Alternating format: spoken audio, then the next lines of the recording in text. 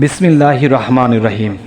হে জগতবাসী, আজ আমি শামীম আলী চিশতি আপনাদের সামনে যে আলোচনাটি নিয়ে আসলাম, সে আলোচনাটি হলো এই পৃথিবীর মানুষের মনে করে যে একটা মানুষ যখন জন্ম নিয়েছে সে একজন মানুষ।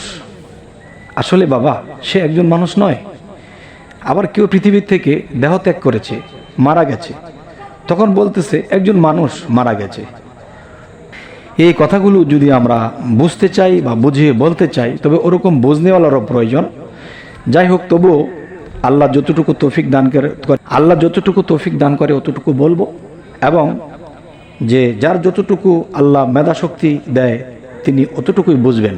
তবে আজকের যে কথাটি আমি বলবো আপনাদেরকে, সেই কথাটি হলো যে দেখেন, যে মানুষের ভিতরে একটা মানুষ আছে, তার ভিতরে আরও একটা মানুষ আছে।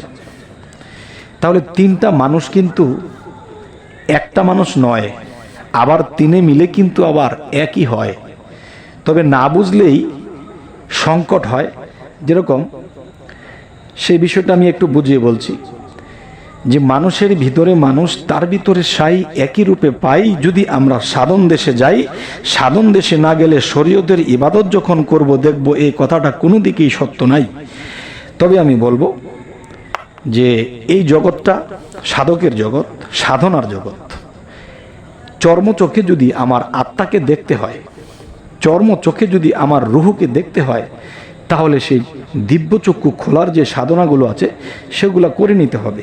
তবে মানুষ যখন মৃত্যুবরণ করে তখন মানুষ দেহটাকেই দেখতে পায়, আর দেহটা লম্বা হয়ে শুয়ে আছে। কিন্তু তাদের ওই চক্ষু যদি কারো থাকে, তাহলে দেখবে যে সেই দেহের পাশেও কেউ দাঁড়িয়ে আছে, এবং দাঁড়িয়ে আছে আবার ওই দেহের ভিতরে আরও একটা দেহ আছে। তাহলে এই যে লাশটি শুয়ে আছে, লাশের পাশে একজন দাঁড়িয়ে আছে, তার ভিতরে আরেকজন আছে।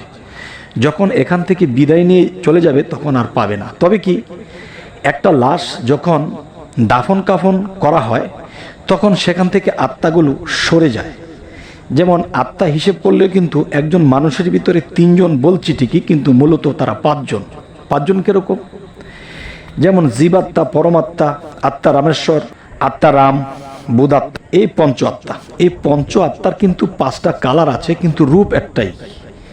কিন্তু বিভিন্ন রূপ ধরার ক্ষমতাও তাদেরকে দেওয়া হয়েছে, কিন্তু ওই মুহূর্তে পাঁচজনই একজন, একজনই তিনজন, তিনজনই একজন। তবে এর মধ্যে কে সুজন? তিনি হবে পরমাত্মা। আর পরমাত্মা কি সকলে দেখার ভাগ্য হয়?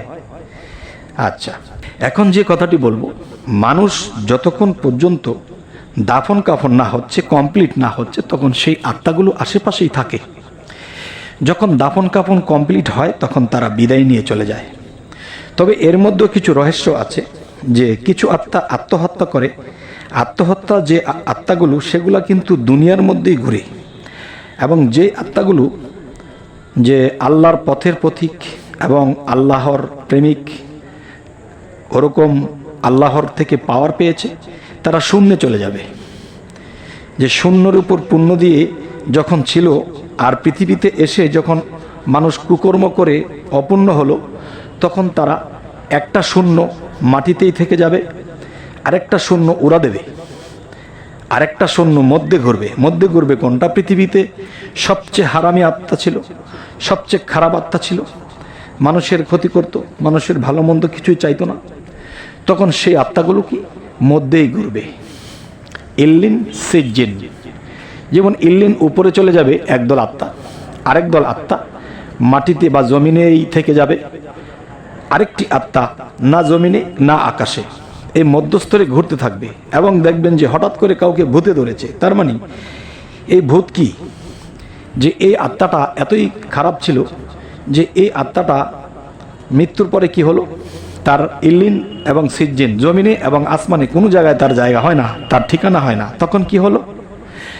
তখন দেখা যায় এই আত্মাটা বায়ুর মধ্যে ভাসমান থাকতে থাকতে সে অসুস্থ হয়ে পড়ে, কিংবা সে ক্লান্ত হয়ে পড়ে। তখন সে কোনো মেয়ে মানুষ বা কোনো শিশু মানুষ এর উপরে ভর করে সে বিশ্রাম নেয়। আর যখন বিশ্রাম নেয় তখন সে আরাম পায়। আরাম পেয়ে যখন ছেড়ে যায় না, তখনই দেখা গেছে একটা মানুষ, তার যে পঞ্চ আত্মায় সে গঠিত, ঠিক আছে, কিন্তু আরও একটা আত্মা যখন একটা মানুষের উপরে ভর করে, তখন তার নিজের ভারসাম্য থাকে না, তখন সেই আত্মাই তাকে ব্যবহার করে, তার মধ্যে থাকে। সেই আত্মাটা যখন এর মধ্যে থেকে আরাম পেয়ে যায়, তখন আর এখান থেকে যায় না, এখানেই থেকে যায়। তখন কি হয়, বিশৃঙ্খলা দেখা যায়, মানুষটার শৃঙ্খল ঠিক থাকে না, বিভিন্ন অসুবিধা হয়ে দাঁড়ায়। যাই হোক, আজকের যে আলোচনাগুলো বোঝাতে চাইলাম যে আমরা এই পৃথিবীতে এসেছি, অবশ্যই আমাদের এমন কিছু কর্ম, এমন কিছু করে যেতে হবে যাতে আমরা হয় ইল্লিনে চলে যাব, আর না হয়তো সিজ্জিনে চলে যাব, মধ্যে কিন্তু থাকবো না। মধ্যে কিন্তু অনেক কষ্ট। দেখবেন যে একটা আত্মা একটা মানুষের উপর যখন ভর করে, একে দূর করতে অনেক কষ্ট হয়। আর দেখা যায় যে সে এত লাঠি ছোটা খাচ্ছে, এত প্রেশার তার উপর পড়ছে, তারপর কিন্তু আত্মাটা তাকে ছেড়ে যেতে চায় না।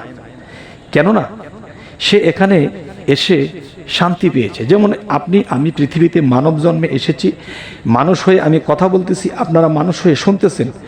এখন দেখা যায় যে আপনার ভিতরে, আপনার পেটের মধ্যে ধরেন আপনি খেতে পারবেন আধা কেজি, এখন আপনাকে খাওয়ানো হলো 1.5 থেকে 2 কেজি, তখন কিন্তু আপনি অস্বস্তি বোধ করবেন, আপনি স্থির থাকতে পারবেন না।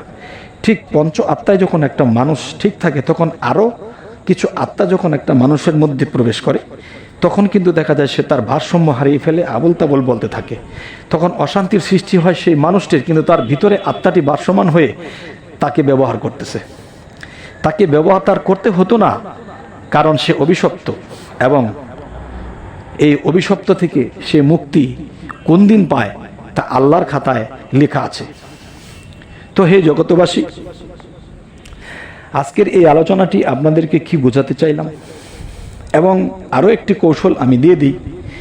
যেমন মনে করেন, যদি কারো মনে সন্দেহ জাগে, কারো ভিতরে এরকম কিছু জাগে যে আমার উপর কোনো খারাপ আত্মা বা কোনো জিন বা খারাপ পশু আত্মা যদি আমার উপর ভর করে, তখন এখান থেকে বেঁচে থাকতে হলে মানুষ সর্বদাই নিজেকে পবিত্র রাখতে হবে।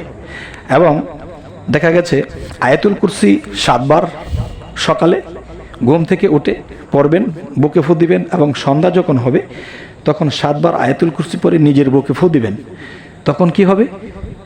তখন দেখবেন যে আপনার উপরে সেই আত্মারা ভর করতে পারবে না, কুদৃষ্টি করতে পারবে না, বাহ্যিক কোনো ক্ষতি করতে পারবে না। যাই হোক, এই কথাগুলোর পাশাপাশি এই কথাটাও বলা হলো যেন মানুষের উপকার হয়। কারণ লোকেরা এটাও বলতে পারে যে এতক্ষণ কথাবার্তা বলল, কিন্তু এ থেকে বেঁচে থাকার উপায় কি, এটা তো বলল না। তাই আমি 7 বার করে সকাল ও সন্ধ্যায় 7 বার করে যখন পরে নিজের বুকে ফু দেওয়া হবে, তখন সে খারাপ আত্মা থেকে সে রেহাই পেয়ে থাকবে। তবে হে জগতবাসী, আমাদের এই আলোচনা আপনাদের কেমন লাগলো, এবং এ ধরনের আলোচনা পেতে আমাদের চ্যানেলটিকে অবশ্যই সাবস্ক্রাইব করে রাখুন। পরবর্তীতে আমাদের ভালো ভালো ভিডিওগুলো আপনাদের কাছে পৌঁছে যাবে। তো সকলেই ভালো থাকবেন। আল্লাহ হাফিজ।